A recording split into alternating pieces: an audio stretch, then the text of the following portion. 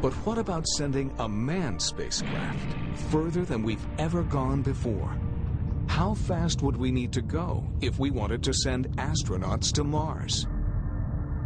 It's possible to get to Mars with a chemical-only approach, but it is not very practical.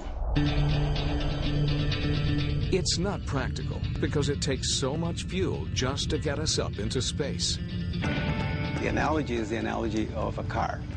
When you get going in a car, you start in first gear. You need a low gear to get going. And that's what the chemical rocket brings to you. First gear in the space shuttle takes it from 0 to 17,500 miles an hour in 8.5 minutes flat. On its climb through the atmosphere, those boosters on the side are burning 10 tons of fuel a second. It's that kind of power that's needed to accelerate the space shuttle to 17,500 miles per hour very quickly. Within 2 minutes, all of the energy is released from the solid rocket boosters, and then they're thrown away, which is very similar to a first gear in a transmission of a car. The space shuttle main engines are then releasing, for another 6 minutes, release all the energy that's stored in the hydrogen and oxygen, the propellant that's in the external tank. And so all of the propellant that's on the space shuttle is used up within 8 minutes. And when the engines finally shut off, the shuttles consume nearly 1,500 tons of fuel.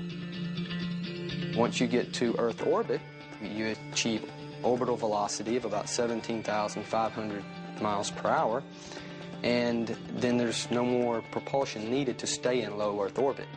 If you want to leave low Earth orbit, going to another planet, another more efficient use of the propellant is needed, which would be similar to third, fourth, fifth gear in your transmission.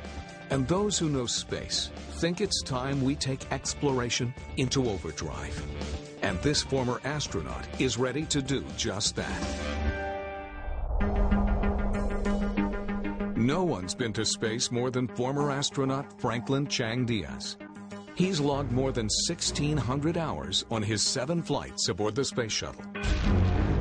If you want to go to Mars, it'll take you today about 8 months with a chemical rocket. Such a mission would be highly dangerous. Dangerous because once beyond the Earth's protective magnetic field, the astronauts would be bombarded with deadly, high-energy radiation. In space, you need to give astronauts a fighting chance. And for Chang Diaz, that fighting chance means speed. Lots of it. Chang Diaz is working on a new engine that could hurtle us through space at hundreds of thousands of miles an hour. It's called the Magnetoplasma rocket. Any rocket works on the principle of action and reaction. You shoot material at one end, you get pushed in the other direction by the action of the material leaving. Diaz's rocket funnels superheated plasma through magnets to produce thrust. And thrust means speed. What makes it go very fast is because it's so hot. The particles inside a gas or a plasma, in our case, are moving very fast. The magnetic field aligns these particles so that their movement is all going in the same direction. And that gives you the rocket that you want. Because the plasma's so hot, the atoms are moving at tremendous speed. The magnets in the engine align those speeding atoms and shoot them out to create thrust. So much thrust that with the Magnetoplasma rocket, Chang Diaz thinks we could make trips to planets like Mars routine. With this technology, we could get to Mars as fast as 39 days.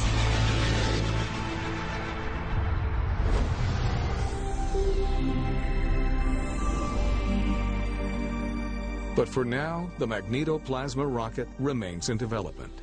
Chang Diaz hopes to have it ready for testing in space by 2011. Our first test will be done on the International Space Station.